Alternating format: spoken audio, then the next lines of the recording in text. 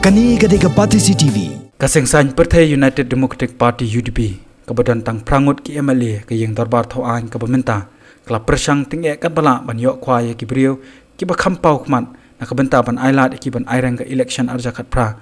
pat kala seiso na jingwan jong MLA berem ke Congress na nongsken constituency ba ki dekhar rengkat ki nongbo jong u pan penia so bat ke UDP hakasipo tarik risau. Presiden ke UDP Dr. Dan Kupar Roy haba ajingkran ke general meeting jong ke UDP Penusla Circle hayeng Darbar Hall Penusla kabla yo pan pediang soba yo MLA berem ke Kongres ulong ke jingpulam jong ki seng riulum ban yo senchar ni ban don hakabor ke dena ke jingbon pat ke jingya pat ya pra ki seng riulum kabla play ya kalat ya ke Kongres ban job bungut ki MLA house nam arjar khatlai ulong minta ke Kongres ke don hapedeng ke jingya pat ya pra ke don ke Kongres Dr. Mukul ke Kongres Vincent Pala bat kiwe nakaliang Dr. Don Kuparul Ong kani kapen iye kidak kishen pa Kongres kanum mansyo akabor house nam arja katpra ngarani ngadon ke increment bangi iye pi katne ba ngidon kalan panjob yo election MLA au arjas katpra nama flem MLA flem MDC gidandor kanne kajingwan tunga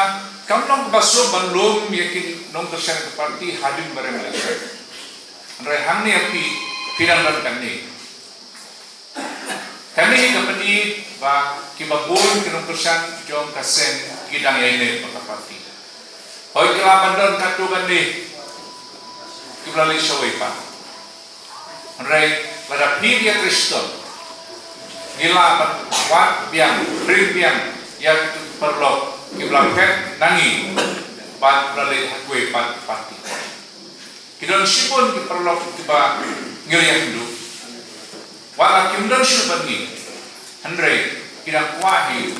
ba kali kesen jungi kali benjob mau musnel ada perang jika syang api kumno peniatre kumno perkat ban nangisem we na pindon jong kiboy kumno pada perkat bantren dan parti nama parti kan job boleh balara hi baru penuh kami kiboy nangis kem kamlong ke yang ni banjok Kani gadega Parti CTV.